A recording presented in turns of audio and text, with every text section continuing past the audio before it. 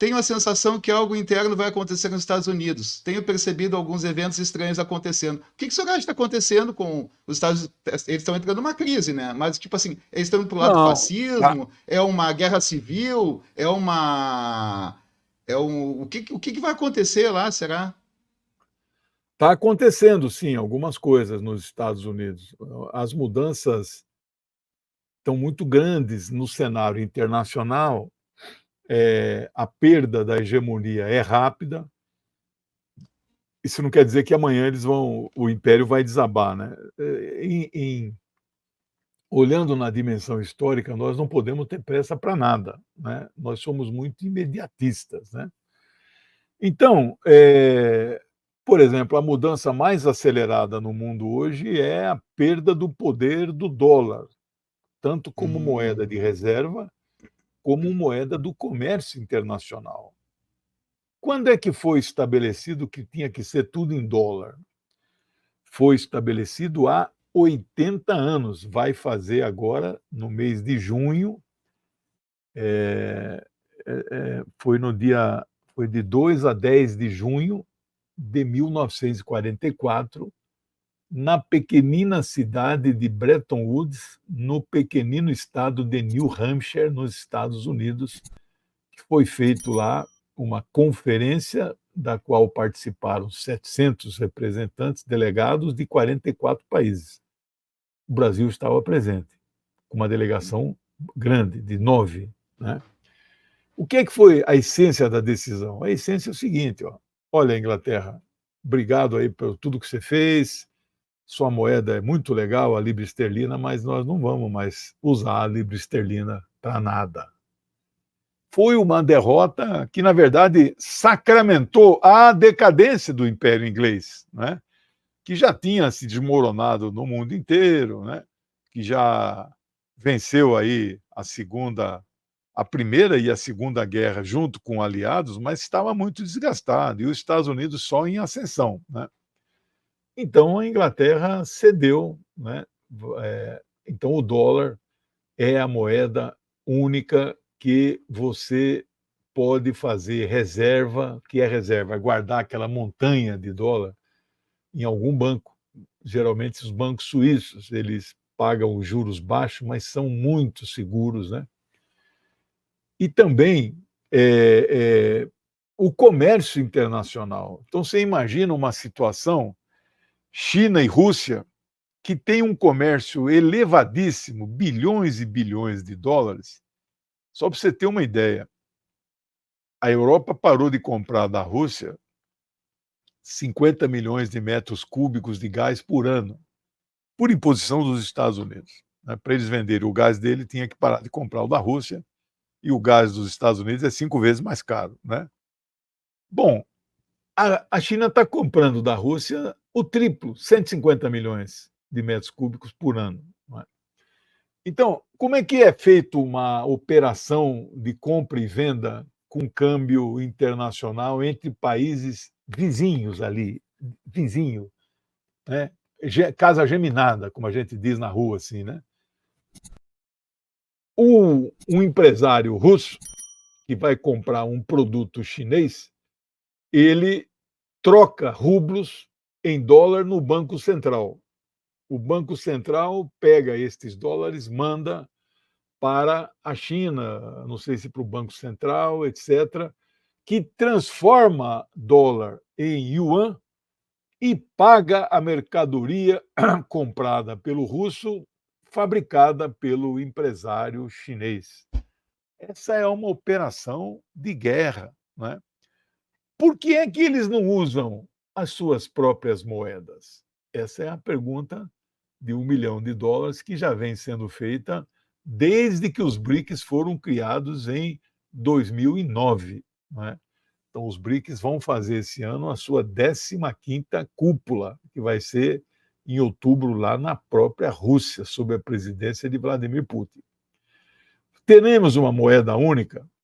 Acho, por enquanto, muito difícil pensar nisso. Uma moeda única dos BRICS, que faça sombra ao dólar. O euro não faz sombra ao dólar. O euro existe é uma moeda de reserva com um papel muito menor. Todos os 27 membros da União Europeia fazem comércio em euro, praticamente, não usam o dólar. Mas o euro não é para enfrentar o dólar, porque a União Europeia é um bloco intergovernamental, não é um país. É um bloco intergovernamental submisso, subordinado ao imperialismo. Eles não têm nenhuma autonomia, praticamente, né? Então, será que os BRICS vão ter uma moeda que se contraponha ao dólar? Ou seja, ela pode ser usada livremente entre os membros do BRICS? Acho difícil que isso aconteça nesse momento. Bom, então qual é a outra alternativa? A outra alternativa é, no âmbito dos BRICS, todos os membros dos BRICS aceitarem uma cesta de moeda. Então, o nosso real, que só vale aqui no Brasil, se fosse pactuado entre os 10 membros dos BRICS, é provável que em outubro ele pule para 20. Se nesses 20 membros futuros do BRICS, todo mundo fala, pode fazer comércio com o real, com o yuan, com o rublo, com o riad sul-africano e com a rúpia indiana. Isso está autorizado? Nossa, para nós vai ser uma maravilha. Ou seja, o Brasil passa a ter uma moeda conversível. Eu nunca me esqueço, no segundo ano do governo Fernando Henrique, eu fui para um congresso científico no Canadá, em Montreal, apresentar um trabalho lá de sociologia. Conheci lá Wallerstein, conheci autores franceses, ali 5 mil sociólogos do mundo inteiro, né? A nossa bibliografia estava tudo ali andando pelos corredores, né? Atílio Boron aqui, eu conheci lá também, né? Já tinha conhecido em Cuba e reencontrei ele lá. Bom, o real naquela época, o real foi 98, ele foi reeleito, lembra? O Fernando Henrique foi reeleito. E ele não podia deixar o real, estava 1-1 o dólar. 1-1. É claro que eu não pude levar reais no bolso, porque lá no Canadá ninguém aceita real. Mas a hora que eu troquei no aeroporto de Guarulhos, eu troquei real por dólar. Então eu dei lá R$ 500, saí com $500 no bolso. 1-1, meu amigo. Então o real passou a ser moeda forte. Isso quebrou o Brasil, quebrou o Banco Central. Essa história você lembra bem, né? E cheguei no Canadá, cujo lá é dólar canadense, com um valor menor do que bem mais fraco que o dólar dos Estados Unidos. Eu cheguei lá achando que era um cara de classe média alta. Eu fui com uma mala, passar 10 dias, 7 dias, 9 dias, não lembro. Uma mala, aquelas malas internacionais de 20 quilos, comprei uma segunda lá. Voltei, porque estava tudo muito barato lá, não é? Produtos, era aquela onda de lojas de R$ 1,99. Lá tinha loja de R$ 1,99, que era a mesma coisa que R$ 1,99, né? Então eu comprei bugiganga. Então você veja, naquele momento o real não era conversível, mas era uma moeda forte. Eu não quero que o real seja uma moeda forte, mais forte que o rublo, não. Eu quero que o real tenha o seu espaço no comércio internacional. Mas eu quero a conversibilidade. Eu quero o direito de ir com reais no bolso o dia que eu for para Moscou, que é um sonho, descer no aeroporto de Moscou com reais no bolso e trocar na loja de câmbio do aeroporto direto por rublos. Percebe? Isso não é um sonho que está distante. Vai acontecer? Eu acho que é provável. Portanto, recapitulando, nós temos duas alternativas. Os BRICS criam uma moeda, aí não é uma moeda que você vai usar no dia a dia, é uma moeda virtual, uma moeda que é uma linha lá nos programas aí de computador, etc. Tipo Então, Bitcoin? Aí todo mundo usa. Então eu faço comércio com a China, vamos chamar essa moeda virtual aí de brica, 1 milhão de brica, né? Então eu faço um comércio com a China, nós vamos estabelecer uma relação de real para brica e do brica para yuan. Então eu compro direto, todo mundo vai saber, então a China vai ficar com um superávit de 1 milhão de brica. Com esse dinheiro, ela não precisa comprar só no Brasil, porque ela pode comprar, né, na Arábia Saudita, que é membro do BRIC, pode comprar no Irã. Então, esse é um caminho, uma moeda alternativa aceita no âmbito dos BRICS, mas não é uma moeda em papel, não pode ser uma moeda de reserva, só de comércio.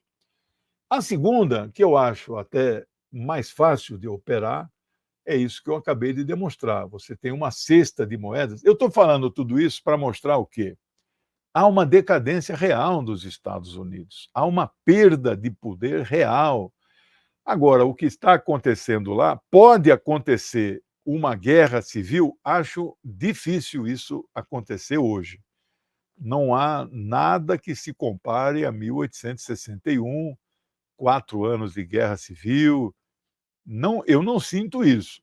Uma sociedade muito armada, arma lá, você entra lá com uma identidade, com 18 anos, você sai com um fuzil. Você compra um fuzil, né, cheio de bala e vai embora com ele para casa, legalizado, né?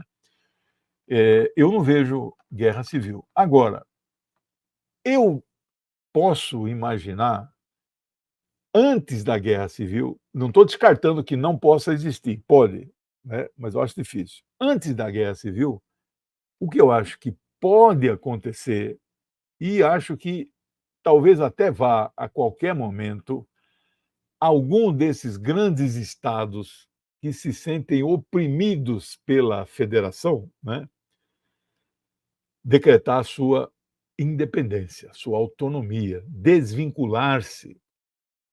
Aí vem o exército dos Estados Unidos e eles vão para cima desse estado. Aí pode ter rebelião, a partir, inclusive, a parte da população desse estado que não concorda com isso vai lutar contra esse governo com o apoio das tropas federais. Mas não é ainda uma guerra civil. Bom, essa crise é generalizada.